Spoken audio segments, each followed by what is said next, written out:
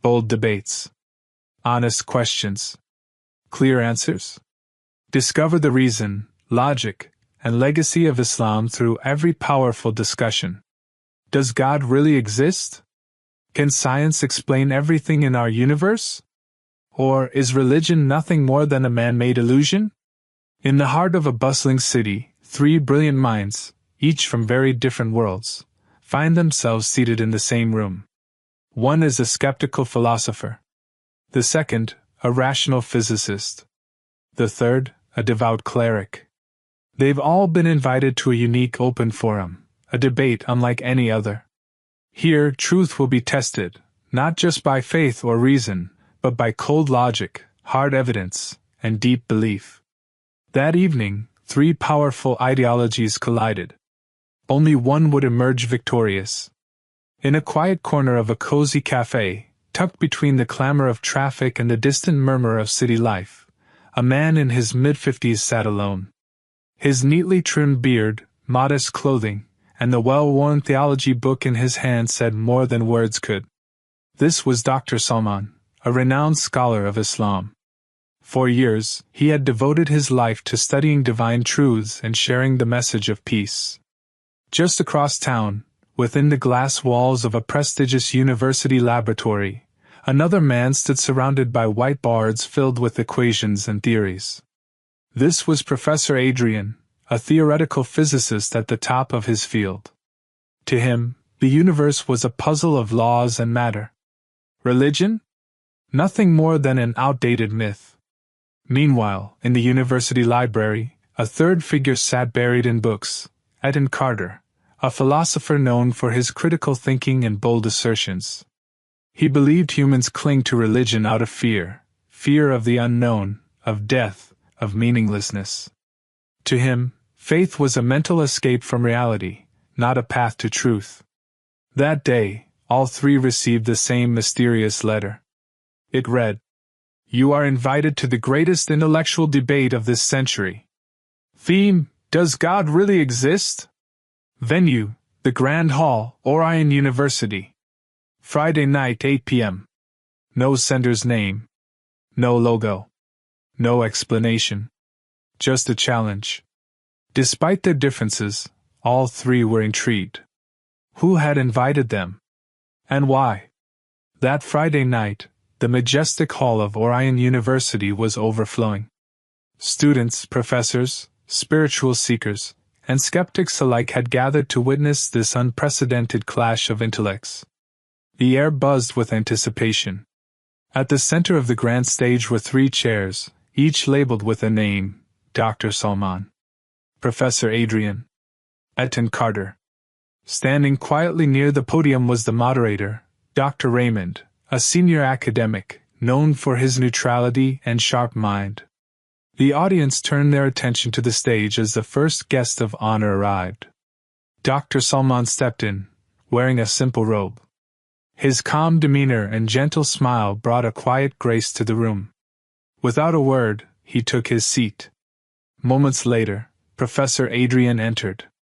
Dressed in a crisp suit, glasses perched on his nose, he walked with cold confidence. He gave a brief, indifferent nod to Dr. Salman, then sat down with minimal interest in the crowd. Last came Eden Carter. With a laid-back swagger and a small leather notebook tucked under his arm, he looked every bit the detached thinker. He scanned the room, then his two opponents, and smirked. "This will be a long night," he muttered under his breath as he took his seat. The atmosphere shifted. Tension now hovered in the air like a storm cloud. Three men. Three worldviews. One stage.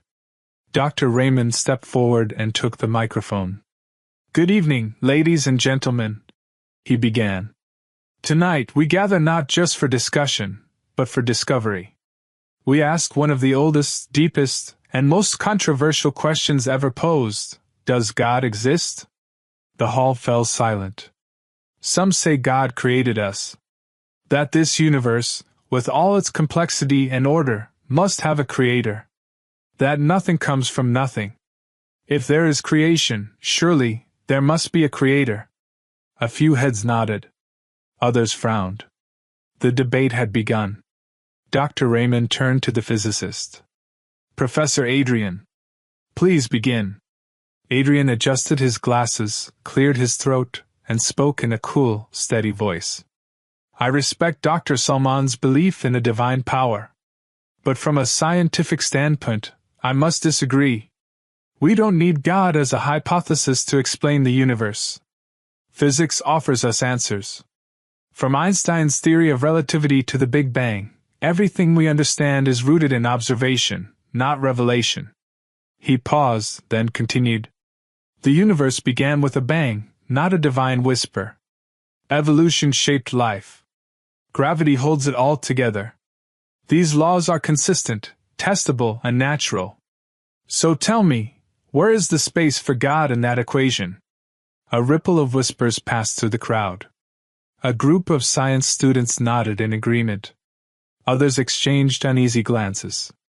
Now, the moderator turned to the philosopher. Etten Carter, your thoughts? Etten leaned back in his chair, crossed his legs, and smiled. Dr. Salman speaks of God as absolute truth. Professor Adrian presents science as the ultimate answer. But what if? He held up his notebook. What if all of this is just an illusion? A story we tell ourselves?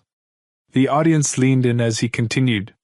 History shows that religion has always been a way for humans to explain what they didn't understand.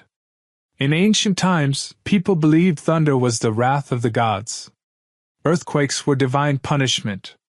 We made gods to give us comfort in chaos. He flipped a page and glanced at the crowd. Religion, I propose, is humanity's oldest tool for coping with fear of death, of meaninglessness, of the vast unknown. His words hung in the air like smoke. Now all eyes turned to Dr. Salman. 3 perspectives had been laid on the table. Science, philosophy, faith. And only one truth would stand the test of the night. Etten Carter leaned forward in his seat, his eyes glinting with the fire of challenge. In ancient times, he said, people thought lightning was a message from the gods. Now we know it's simply a discharge of electricity in the atmosphere. So I ask again, what if the idea of God is just something we inherited from generations past, not something real? A few people in the audience began to clap softly, while others exchanged glances. A murmur rose from the back. If God is the creator of man, then who created God? The air grew heavy. The debate was no longer just an intellectual exercise. It was becoming personal, charged with emotion and conviction. The atmosphere thickened with tension. This wasn't just about ideas anymore. It was about truth. Dr. Salman, calm as ever, turned to Carter with a gentle but piercing gaze. You claim that humans created the concept of God out of fear. It sounds poetic, but it's not rational. He began. If fear was the mother of belief, then why is belief filled with reason, structure, and laws that align with the very nature of the universe? He leaned slightly forward. Tell me, Carter. If I hand you a book, rich with knowledge, logic, and beauty, will you say the book just appeared on its own? Or will you admit that someone must have written it? Carter smirked. I'd say the book was written by a human being. But the universe is not a book, it's far greater. You can't compare something crafted by a mind to something that might be the result of natural, unconscious processes. Dr. Salman nodded thoughtfully. Exactly. And that's where the flaw lies. The universe isn't a book, it's infinitely more complex. So how can we assume it came into existence without any conscious design at all?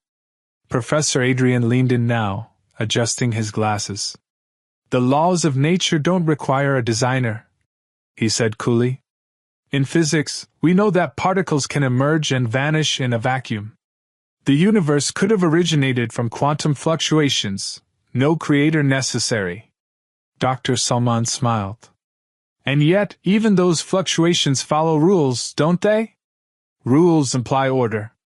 Order implies a system. And systems imply a designer. There is no such thing as pure chaos. He continued. The very fact that we have laws of nature, consistent, observable, and mathematical, suggests an intelligent force behind them. Adrian countered quickly.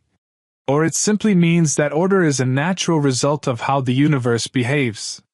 You're interpreting order as evidence of design. But philosophers have long argued that just because there's order doesn't mean there's a creator. The universe could have existed eternally, without beginning or end. Dr. Salman shook his head.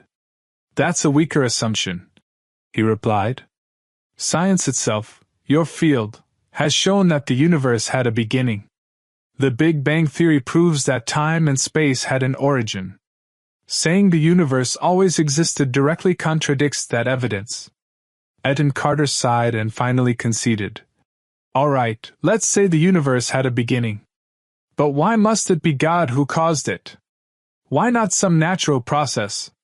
Something we haven't discovered yet? Professor Adrian nodded, picking up the thread.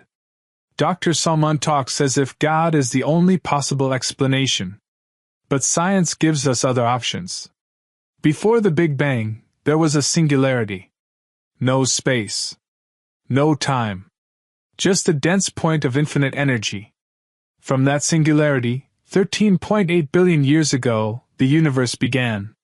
He grabbed a marker and began sketching imaginary diagrams in the air. And in the quantum realm, something can come from nothing, he said. So why can't we say the laws of quantum physics were the first cause, not God? Dr. Salman replied without hesitation. Because even quantum laws, like any other laws, are part of a structured system. If these laws were the first cause, then we have to ask, who or what created these laws? Who programmed this system to behave the way it does? He looked around the room and paused. This is not some made-up answer. It's logic.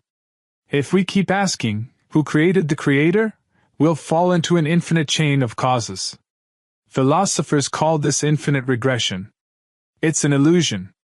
Logic requires a first cause that is uncaused, eternal, outside of time and space. That is what we call God. The room went quiet. Minds raced. Hearts stirred. The debate had shifted. No longer was it simply about facts. It was about frameworks, about how humans interpret reality itself. Moderator Dr. Raymond leaned forward, sensing the weight of the moment. So far, we've explored different angles on the question of whether God exists. But now, let us confront an even deeper challenge. He took a breath and looked directly at the audience. If God does exist, why can't he be proven scientifically? Murmurs rippled through the hall. Some leaned forward. Others leaned back, bracing for what would come next. Professor Adrian took the floor again. If God is real, he said, shouldn't we be able to detect him? Just as we observe gravity, or measure electromagnetic waves, shouldn't we find some empirical evidence for God?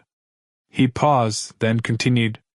Theologians often say, God can't be tested by science. But isn't that just a convenient way to avoid intellectual responsibility? Dr. Salman smiled gently. He didn't rush to speak. He waited, allowing the silence to sharpen every ear in the room. Etten Carter raised his hand. I'd like to support that point, he said. In history, we attributed so many things to God. Lightning, plagues, droughts, even the origin of humanity. But one by one, science explained them all. Meteorology, bacteria, DNA, evolution. He glanced sideways at Dr. Salman, his tone a mix of confidence and challenge. If this trend continues, one day, there will be nothing left for God to explain. Again, a ripple of reactions flowed through the crowd. Some nodded firmly. Others shifted uneasily in their seats. The battle lines were being drawn, rationalism on one side, spirituality on the other. Dr. Salman finally stood. Allow me to respond, he said softly. He turned first to Professor Adrian. You demand scientific proof of God. But this demand contains a logical flaw. Science can only test what is physical, what exists within time and space. God, by definition, is outside of both. To ask for scientific proof of God is like asking to weigh love on a scale or measure a dream with a ruler. He turned slowly, looking at the audience. Science is a tool. A brilliant one. But it is limited to the material world. God exists beyond that. His evidence is not physical, it's philosophical, logical, existential. Then he faced Etan Carter. Etan, you claim science is replacing God. That with every mystery solved, his necessity fades. But let me ask you a question. Do you believe science can one day explain everything? Etan shrugged. Maybe not today. But someday, yes. Dr. Salman nodded. Then let's put that belief to the test. He raised his voice, not in anger, but in clarity. Science has been evolving for centuries. And yet, some fundamental questions remain unanswered. Like, what caused the Big Bang? Dr. Salman stepped forward, his voice steady. You asked what happened before time. You asked how human consciousness came into being, he said, looking directly at Etan Carter. Even the most brilliant scientists admit, there are limits to what science can know. And if science itself has limits, isn't it only reasonable to leave open the possibility that something exists beyond it? The audience grew still. Professor Adrian crossed his arms and slowly shook his head. Dr. Salman, you're asking important questions, he said. But just because science can't explain something yet, does that mean we must jump to the conclusion that God is the answer? He turned to the audience. Think of history. We once believed that diseases were punishments from the heavens. Now, we know they're caused by bacteria and viruses. We once thought human life was shaped by divine hands. Now we understand DNA and the long process of evolution. He looked back to Dr. Salman. Invoking God to fill gaps in our knowledge, that's dangerous. Because as knowledge grows, those gaps get smaller. A thoughtful silence followed. Dr. Salman raised a hand. I'm not filling gaps, he replied. I'm asking you to reflect. You say that everything can be explained by process and law. Then I ask, who authored the laws? He paused, then continued. If you were to find a book filled with information, beautiful, structured, meaningful, would you ever believe it appeared on its own, without an author? Professor Adrian hesitated. No, he admitted. Of course, a book must have an author. Dr. Salman nodded. Then why is it so hard to believe that this universe, which is far more complex than any book, also has a creator? The audience listened in silence. Etan Carter spoke next. Even if I grant you that, there's still a problem. We cannot prove God exists. Not empirically. Not scientifically. And that's the biggest hole in all your arguments, Dr. Salman. Dr. Salman smiled gently. I agree. God cannot be proven the same way we prove gravity or magnetism. But many things we believe in cannot be seen or measured. He looked around the hall. You believe in justice, he said. Can you touch it? Can you place it on a scale? You believe in love. Can you store it in a laboratory vial? The audience stirred, absorbing his words. When we speak of God, Dr. Salman continued, we are speaking of something beyond time and matter. Just because something cannot be tested under a microscope does not mean it does not exist. The moderator stepped in. Up until now, we've seen how science attempts to explain the universe without God. But we've also seen that the concept of God still stands strong within philosophy, logic, and the limitations of science. He turned to the three participants.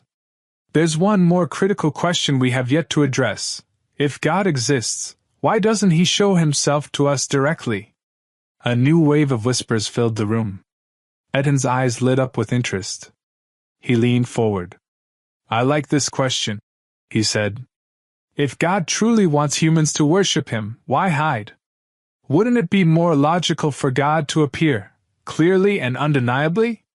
He walked closer to the front of the stage. Imagine a ruler who wants all citizens to obey the law. But he never shows his face, never gives a public speech, never offers any proof he exists. Would we blame the people for doubting such a leader? A few chuckles broke out in the audience. Eden pressed on. If God wants obedience, why not just show up on national TV? More laughter followed, though others looked uncomfortable. Dr. Salman did not flinch. He waited. Then, with calm composure, he replied. I will answer your question with another question, he said.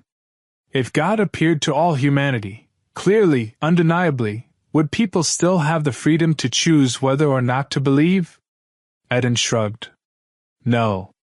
If the evidence were that clear, we'd have no choice but to believe. Exactly, Dr. Salman replied. But God does not want robots who are forced to believe. He wants sincere seekers, people who use their intellect and heart to choose faith, not be compelled into it.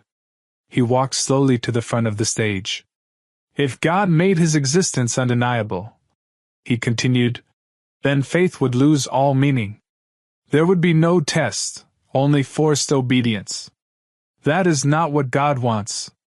He wants love born of sincerity, not coercion. The moderator nodded thoughtfully. So, you're saying God isn't hiding, he's simply not overpowering us? Precisely, Dr. Salman said. He gives signs for those who reflect. And he leaves room for those who choose doubt. That is the test of life. Eden Carter raised an eyebrow. But that's exactly the problem. If it's a test, why are the questions so vague? Why not make the test clearer? Dr. Salman looked him straight in the eyes. Even in human courts, he said, no one is punished without evidence. But here you are, accusing God of injustice for not showing himself like a circus act. He paused. The signs are everywhere, for those who want to see them. But for those who reject them, he allows room for denial. That is the balance, free will and accountability. Eden's voice grew sharper. But if the evidence is vague, and we're punished for not believing, doesn't that sound unfair? Some of the audience nodded in agreement. Dr. Salman remained calm. If God made his existence obvious to the point where no one could deny it, would that really be freedom? He asked. Or would it be manipulation? He gestured toward the crowd. True faith isn't blind, he said. It's a path of questioning, searching, and finding. Those who want clarity will find it. Those who want confusion will remain in it. The moderator looked around. The hall was utterly silent. Well, he said quietly, we have now heard arguments from both sides. Passionate. Thoughtful. Challenging. He took a breath. But now, we turn to the next question, one of the most difficult of all. His tone grew solemn. If God exists, and if he is just and merciful, why is there so much suffering in the world? Murmurs broke out again. The tension in the room spiked. This debate wasn't just about belief anymore. It was about life, pain, and the deepest cries of the human soul. After the fiery exchange about why God doesn't make himself physically visible, the moderator leaned forward with a more pressing question, one that has echoed in the hearts of believers and skeptics for centuries. If God is all-merciful, and all-just, then why is the world filled with so much suffering? Why are there wars, hunger, disease, and natural disasters? He turned his gaze toward Eden Carter. Would you like to answer first? Eden stood, straightening his posture as he walked to the center of the stage. This one is simple, he said. If God is truly all-loving, then why do children starve to death in Africa? Why do earthquakes wipe out entire cities? Why do millions of innocent people die in floods, in war, from disease? He paused, letting the silence underline the weight of his words. If God exists, and he's merciful, then he has a lot to answer for. The room stirred with discomfort. Some nodded quietly. Others folded their arms. Dr. Salman stepped forward, not with rebuttal, but with reflection. I understand your frustration, Etan, he said sincerely. But your argument assumes that all suffering is purposeless. That pain has no place in a greater design. Etan frowned. Are you saying suffering has a purpose?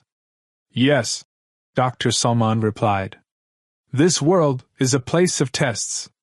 How would we know compassion if we never saw hardship? How could we measure patience or kindness without the contrast of pain? He turned toward the crowd. You say if God is loving, he should remove all suffering. But if he did, would human beings still have free will?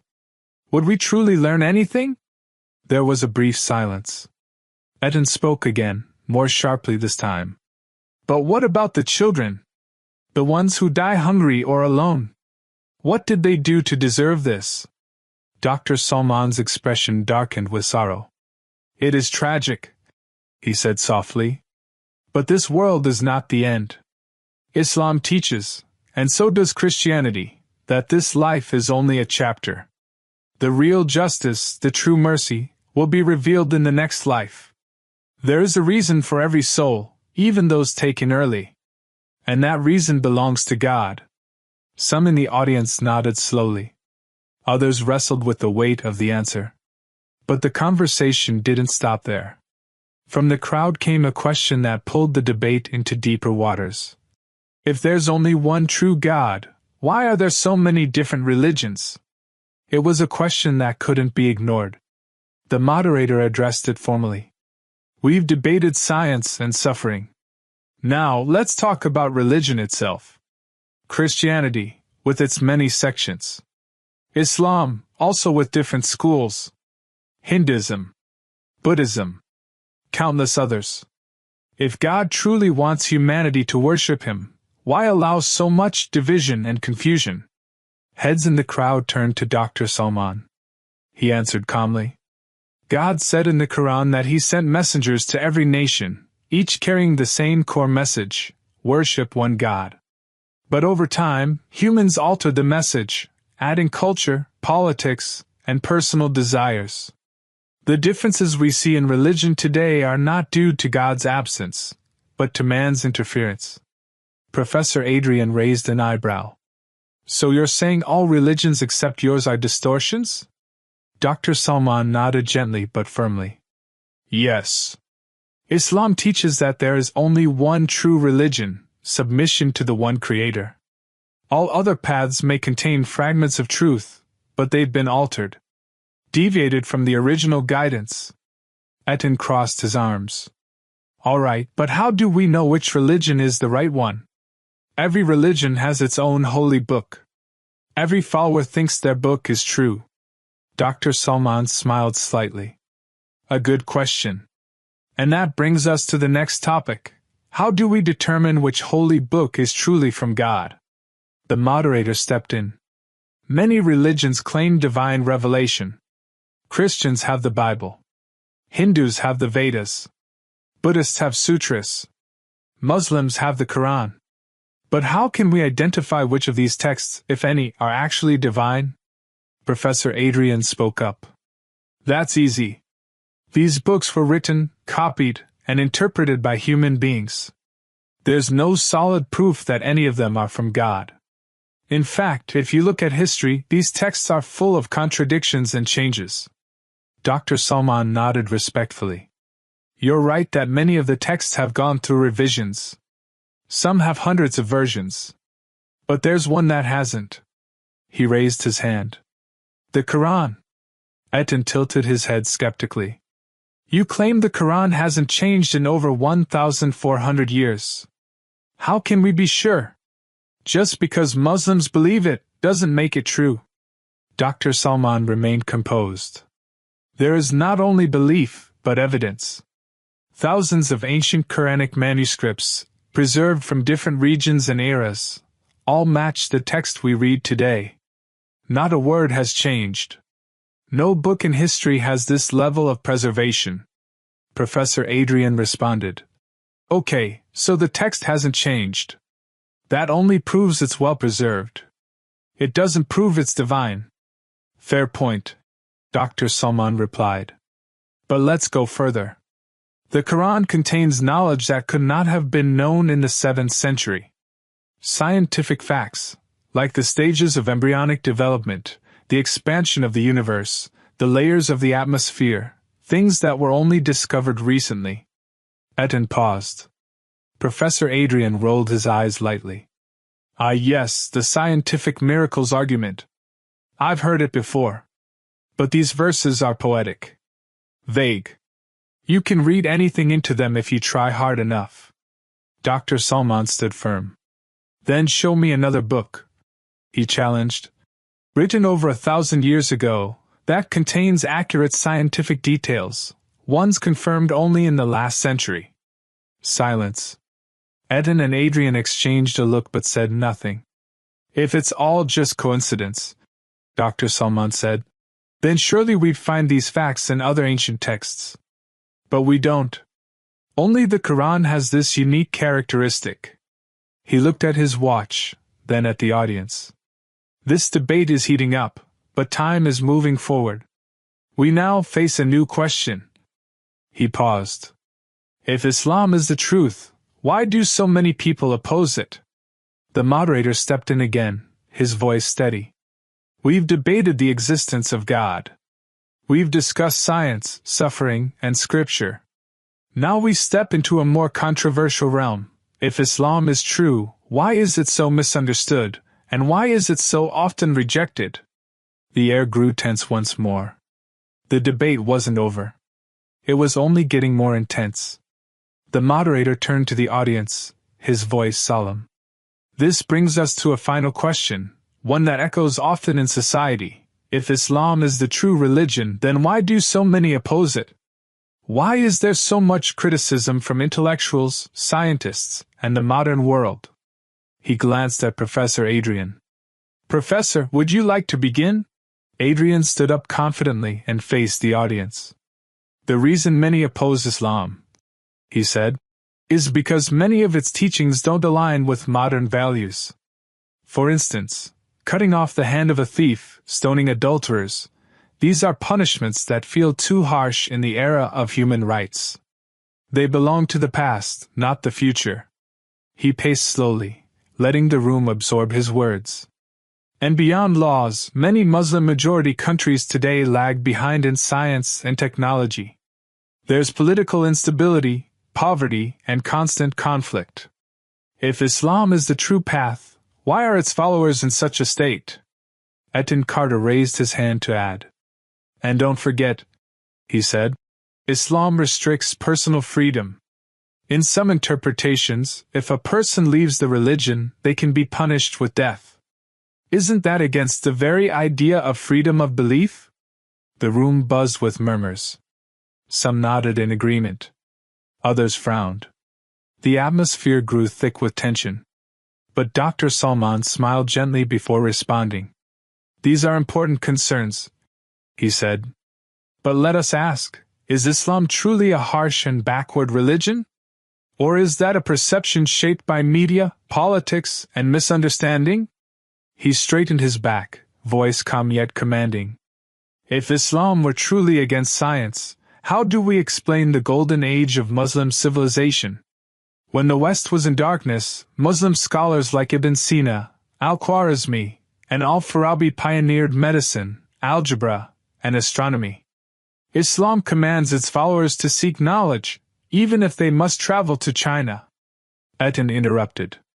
But what about the harsh laws? The punishments? Do you justify them? Dr. Salman didn't flinch. Yes, Islamic law includes strong punishments, but they come with strict conditions. Cutting off the hand of a thief, for example, only applies if the crime meets very specific criteria, and only after all social factors are examined. He paused. In many ways, Islamic law is not about punishment, it's about prevention, justice, and protecting society. Professor Adrian folded his arms. And what about apostasy laws? Isn't punishing someone for leaving a religion completely against religious freedom? Dr. Salman nodded. That's a common misunderstanding. In Islam, the punishment is not for privately changing belief. It applies only when a person incites rebellion or destabilizes the state, comparable to treason, not mere doubt. The moderator raised his hand to calm the room. We've covered a lot tonight. But now we arrive at perhaps the most fundamental question of all. He looked at each of the panelists in turn. Do humans really need religion? Or can we live moral, meaningful lives through reason alone? He turned to Eden Carter. You may begin. Eden exhaled, took a step forward, and faced the audience. I believe, he said, that humans don't need religion to be good people. We can use reason, empathy, and experience to decide what's right and wrong. He walked slowly across the stage. Look at countries like Sweden, Norway, and Denmark. These are mostly non-religious societies, and yet they have low crime rates, high education, and strong welfare systems. Clearly, it's possible to build a just and peaceful society without faith. Professor Adrian nodded and added, and let's not forget, many of the world's worst conflicts were driven by religion. Crusades, inquisitions, terrorism. Imagine a world without religion. Maybe we'd finally have peace. Some in the audience clapped. Others remained silent, waiting. Then Dr. Salman stood, quietly. He let the applause die before he spoke. Your argument is interesting, he said softly. But you forget one thing. Humans are not only physical creatures, we are spiritual ones. We don't just seek food, shelter, and comfort. We seek meaning. His voice gained strength. There are countless wealthy, successful people who feel empty. Why? Because they have everything except purpose. Without religion, life becomes just a cycle: eat, sleep, work, die. What then is the point of existence? Eden opened his mouth to respond, but Dr. Salman gently raised his hand. And as for your example of non-religious societies, he continued, do you know which countries have some of the highest suicide rates? Japan, South Korea, Sweden. Despite their prosperity, they lack something vital. He paused. Religion offers more than rules. It gives hope. It gives answers to life's biggest questions. Why are we here? What happens after we die? What is the purpose of suffering? Eden looked down. Professor Adrian didn't respond. The moderator finally stepped forward. We have heard compelling arguments from all sides, he said. Some of you may agree with Professor Adrian and Eden Carter that humans can thrive without religion. Others may agree with Dr. Salman that religion provides something irreplaceable, something deeply human. He looked out over the audience. In the end, the choice is yours. But if tonight has shown us anything, it is that humanity is still searching. Searching for truth. Searching for meaning. And perhaps, the truth is not found through logic alone, but also through the heart. The room erupted into applause. The debate had ended. But the search had only just begun. Today, we'll witness a powerful story that shook the academic world, a fiery debate between a Muslim female student and a prominent professor at one of Estonia's most prestigious universities. But this isn't just a typical exchange of ideas, it's an intellectual clash filled with emotion, insight, and inspiration. The setting is a spacious, modern lecture hall. The room is neat and clean, with a digital whiteboard glowing at the front. The atmosphere is serious, as usual. Dozens of students sit in rows, some taking notes diligently, others paying close attention. In the middle row sits a quiet girl wearing a hijab. Her name is Slavia Ivanova, a philosophy student in her current semester. Her face is calm, her gaze confident, as she follows the material being taught. But that afternoon, the energy in the room suddenly shifted. Standing at the front of the classroom was a middle-aged woman with neatly styled silver blonde hair, Professor Yelena Kuznetsova. She was a highly respected academic in the field of social and cultural studies, known for her critical thinking and no-nonsense teaching style. At 54, Professor Yelena was both bold and unapologetic. Today's lecture focused on individual freedom in modern society. From the very start, it was clear that the professor intended to spark debate. "We live in an era of growing freedom," she declared. "Freedom of thought, freedom of speech, and freedom to choose one's lifestyle. These are basic rights of every individual." Some students nodded in agreement. Others looked pensive. Then, Professor Yelena's eyes landed on Slavia. "And yet," she said, her tone turning slightly sarcastic, "there are still people among us who cling to ancient rules that limit their freedom. For example, a woman who chooses to cover herself with a hijab. Is that really her choice? Or is it a form of inherited oppression passed down through generations?" The room fell into silence. A few students whispered. Slavia remained seated, composed, though she could feel the eyes turning toward her. She knew those words were aimed at her. Professor Yelena pressed on, her voice sharper now. "Slavia, you're a bright student. You live in Estonia, a country that values freedom. You wear the hijab. Is it truly your decision? Or are you simply following tradition without questioning it?" All eyes were now locked on Slavia. She took a deep breath, lifted her head, and replied softly but firmly. "Professor, do you believe that a woman wearing revealing clothes is exercising freedom, but a woman choosing to cover herself is being oppressed?" Professor Yelena gave a faint smile, as if expecting that kind of response. "We're discussing individual freedom, Slavia," she replied. "Whether it's revealing or modest clothing, what matters is the awareness behind the choice. But most women who wear the hijab are merely following religious rules, not personal decisions." Slavia looked directly at her, her eyes unwavering. "According to you, women who follow Western fashion are fully aware of their choices, but women who wear the hijab aren't?" The professor fell silent for a moment. Some students leaned in, clearly interested. Slavia continued, her voice growing steadier. "True freedom isn't about abandoning the values we believe in. Real freedom is when someone can make a choice, without being pressured by trends, culture, or environment. I wear the hijab not out of compulsion, but because I believe in it. This is how I practice my freedom, by living according to my beliefs. Is that wrong?" The classroom buzzed with whispers. Some students nodded quietly in agreement. Professor Yelena narrowed her eyes. The debate was just heating up. What had been a calm lecture was now an intense confrontation. Students who were once passive listeners were now fully engaged. Some sided with Slavia, while others still seemed unsure. The professor folded her arms and looked directly at Slavia. "You speak of the hijab as though it represents freedom," she said, her voice calm but cutting. "But what if it's nothing more than blind obedience to religious doctrine that never truly gives women the freedom to choose?" Slavia sat tall, meeting the professor's eyes without a trace of fear. "With all due respect, Professor," she replied, "your view of my religion is limited. You see it from the outside, without understanding its deeper meaning. The hijab isn't just a piece of fabric, it's a symbol of my identity, my beliefs, and my self-respect." Professor Yelena took a step forward, standing near Slavia's desk.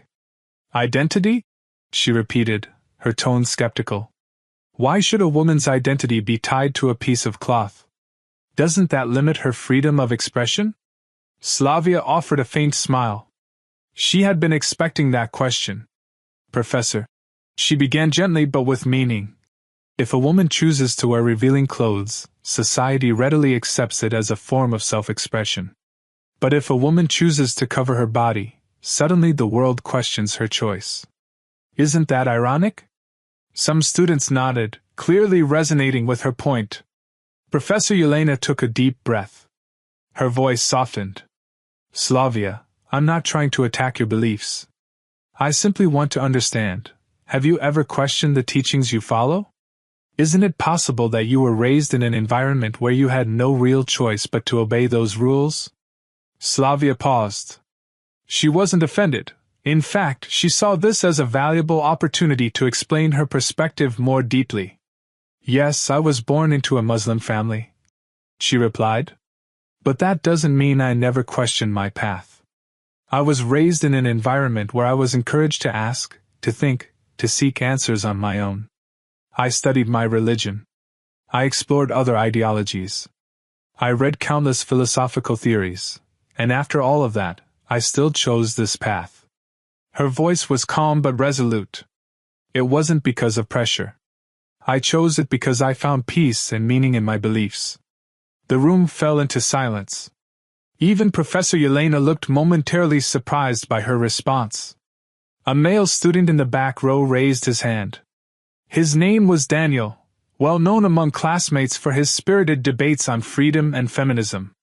"Excuse me," he said politely. "May I join the discussion?" Professor Yelena nodded. Daniel looked at Slavia curiously. "I understand that you personally chose to wear the hijab," he said. "But don't you think there are many women around the world who don't have that choice? In some countries, wearing the hijab is mandatory. Isn't that the opposite of the freedom you're advocating for?" Slavia turned to him, appreciative of his question. "You're right to raise that point," she said. "There are places where women are forced to wear the hijab, just like there are places where they're forced to remove it. And I believe both are forms of injustice." Daniel nodded slowly as she continued. "The problem isn't the hijab itself, it's coercion. If we truly want to stand for women's freedom, then we should fight for their right to choose. Not take that choice away." The classroom stirred again. Some students seemed convinced. Others still wrestled with their thoughts. But one thing was clear, Slavia's argument carried weight. Professor Yelena looked at her thoughtfully. "Interesting answer," she said finally. "But you must understand, in the academic world, we value evidence and data. Do you have any proof that most women who wear the hijab actually do so by choice?" Slavia smiled. "Professor," she said, "academia also teaches us that generalizations are flawed. Just because some women are forced to wear the hijab doesn't mean all are. Just like there are women who dress revealingly because of societal pressure, yet we don't assume that all of them are forced to do so."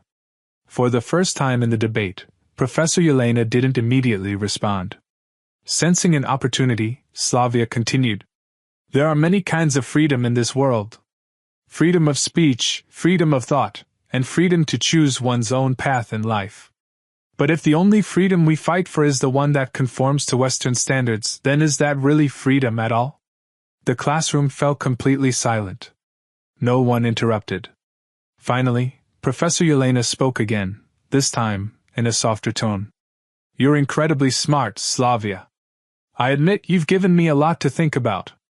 And to be honest, I've learned something from you today too."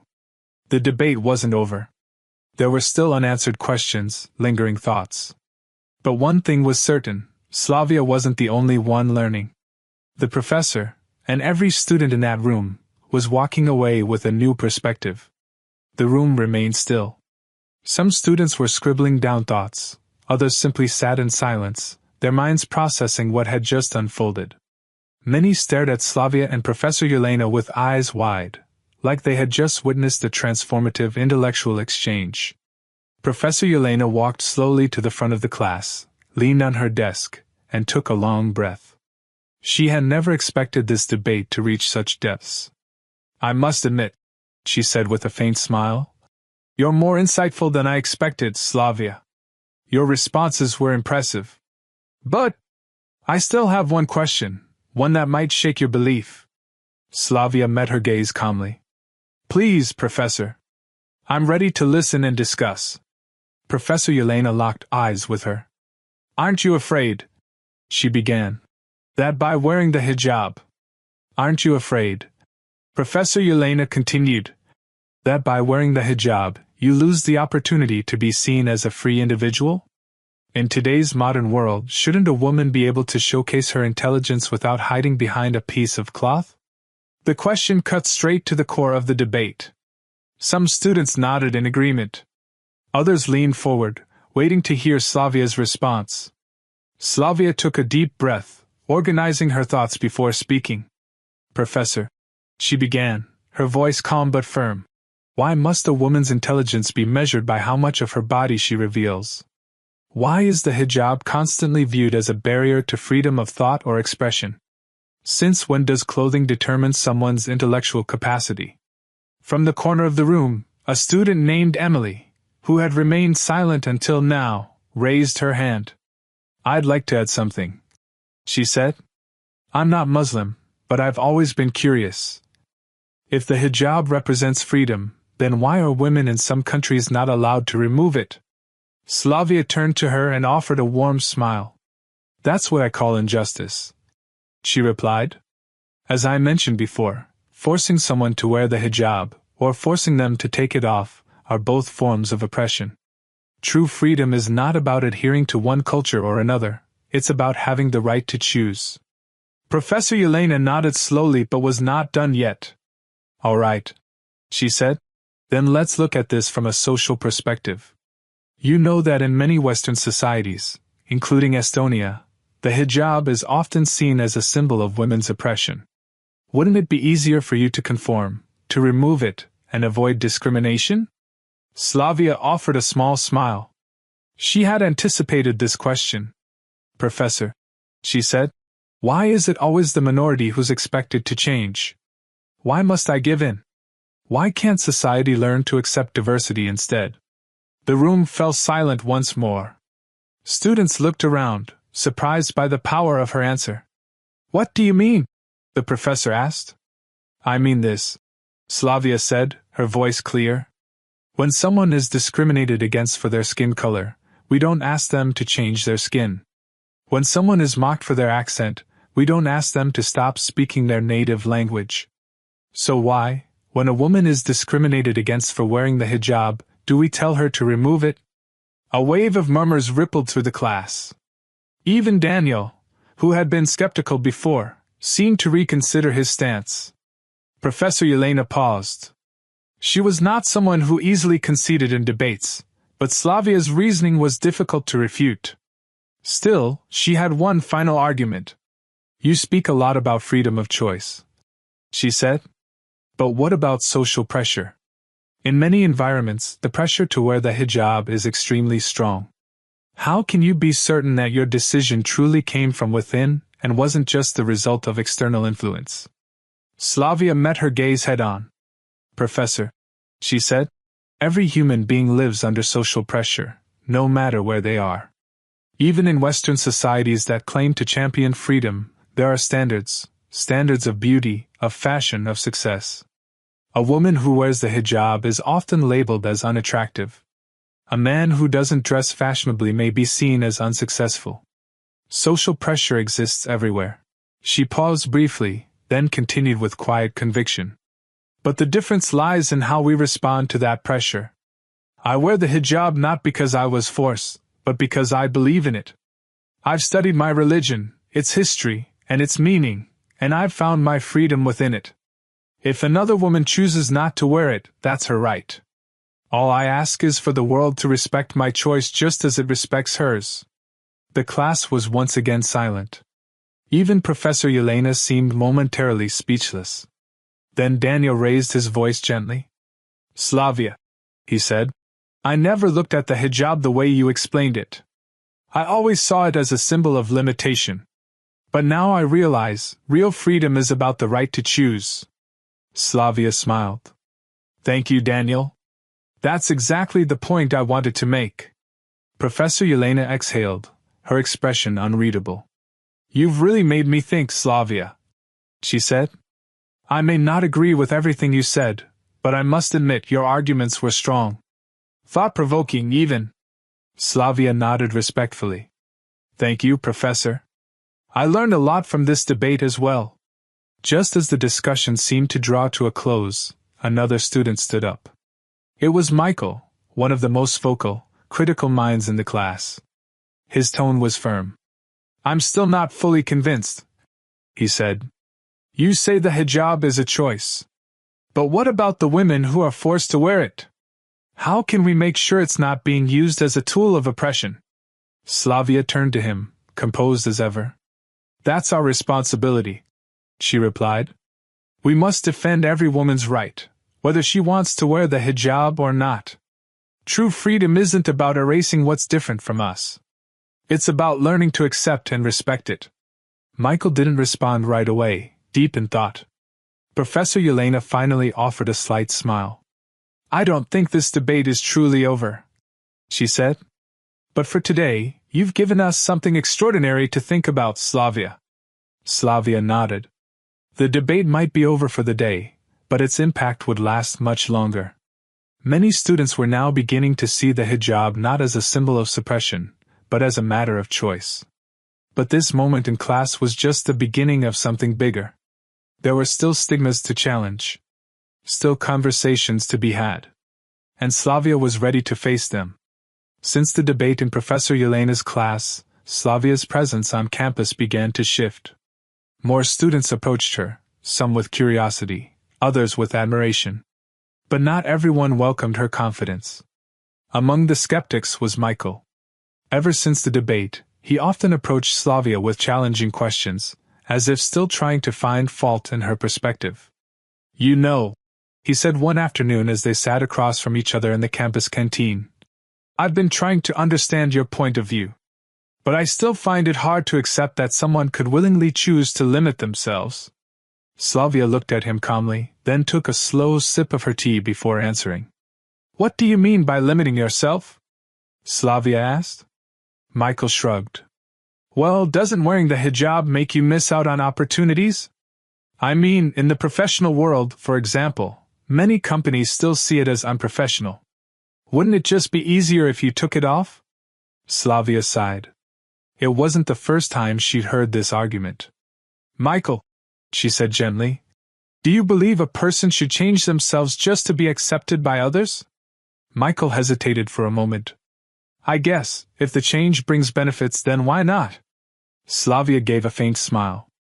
All right then, what if I asked you to change your personality or your beliefs, just so people around you would accept you more easily? Michael didn't reply immediately. He seemed deep in thought. It's not that simple, he said quietly. Exactly, Slavia replied. Everyone wants to be accepted for who they are. And I'm no different.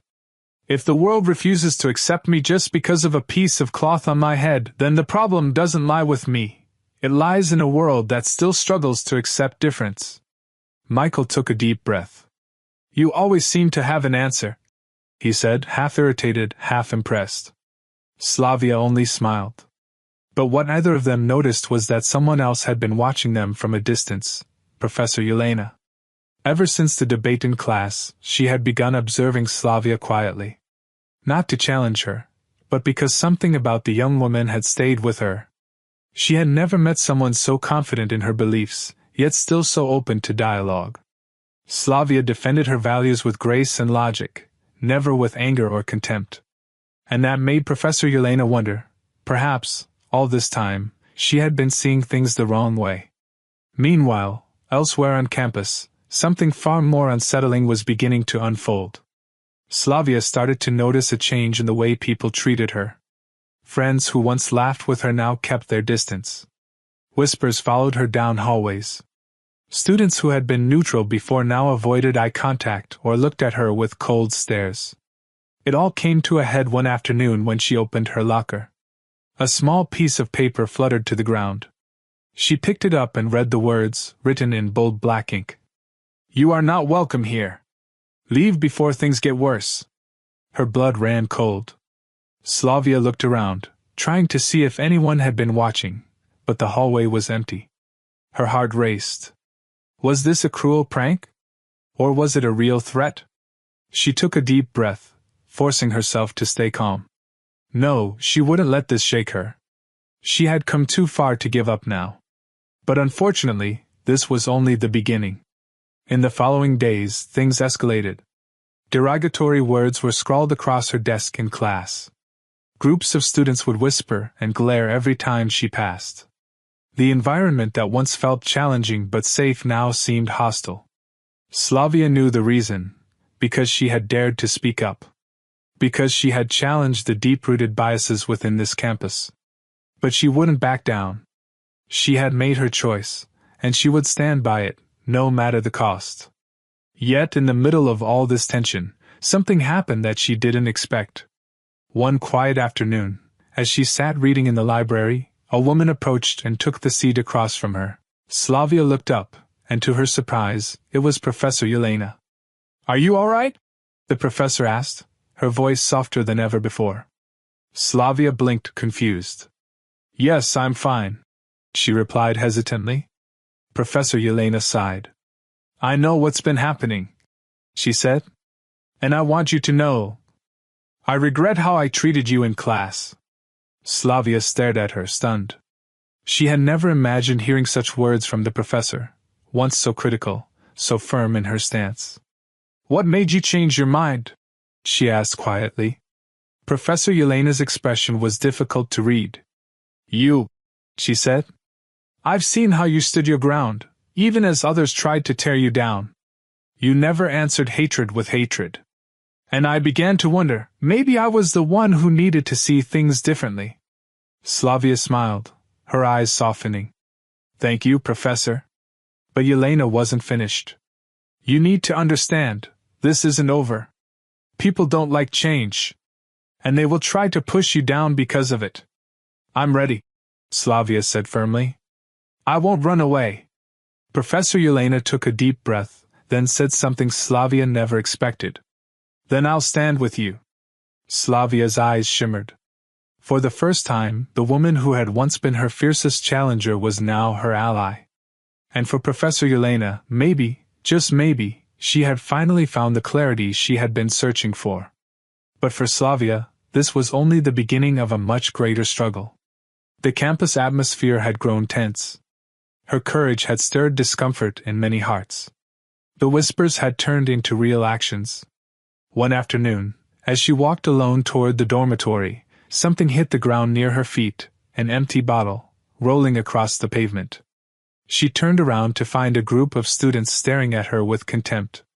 Among them was a large man in a black leather jacket, smirking with his arms crossed. "Go," he said coldly. "You don't belong here." Slavia felt her heartbeat quicken. But she didn't move. She didn't back down. She didn't even flinch. Instead, Slavia stood tall, meeting the man's gaze with unwavering confidence. "This campus doesn't belong to you," she said, her voice steady. "I have the same right to be here as anyone else." The man chuckled, and his friends started to snicker behind him. "You think you can change anything?" he sneered. "You're just a little girl with a piece of cloth on your head. No one cares about you." Slavia took a deep breath. "If I don't matter," she replied calmly, "then why are you so bothered trying to get rid of me?" His smirk faded. For a moment, he was caught off guard. Before he could say anything else, the sound of hurried footsteps approached from behind. It was Michael. He stepped in front of Slavia, his eyes locked on the man in the leather jacket. "Is there a problem here?" he asked, his tone cool but firm. The man scoffed, then stepped back. "No problem," he muttered. "Just having a little chat." With a dismissive wave, he and his friends walked away. Michael turned to Slavia. "Have they been bothering you this whole time?" Slavia nodded slowly. Michael sighed, clearly troubled. "I knew some students didn't agree with you, but I didn't think it would go this far." Slavia gave a faint smile. "I expected it." Michael looked at her for a moment, uncertain. "And you're still staying?" "Of course," she replied confidently. "If I walk away now, it means they win. And I won't let them decide how I live." Michael fell silent for a moment before nodding. "You're stronger than I thought." Slavia smiled, but deep inside, she knew this wasn't over. Not yet. A few days later, Slavia stood behind a podium at a campus-wide discussion event. The auditorium was full. Students crowded in, some supporters, others critics. Even Professor Yelena sat in the front row, watching intently. Slavia took a steady breath, then began. "I'm not standing here to ask for sympathy," she said, her voice calm but powerful. "I'm standing here to talk about something much bigger than myself." The room grew still. For too long, we've been taught to fit into the system. To go with the flow. To conform in order to be accepted. But what if the system itself is flawed? What if we're conforming not because it's right, but because we're afraid to be different? Students looked around at each other, stirred by her words. I chose to wear the hijab, not because I was forced to, but because it's a part of who I am. Just like someone chooses their own clothing style, their favorite music, or their personal beliefs. I'm not asking you to agree with me. I'm simply asking you to respect my right to choose. A student raised his hand from the back. But the real world isn't as kind as you think, he said. There will always be people who reject you. Slavia nodded. I know. But change doesn't happen overnight. I'm not expecting the world to change with one speech. But if we don't start now, then when? For a moment, there was silence. Then applause.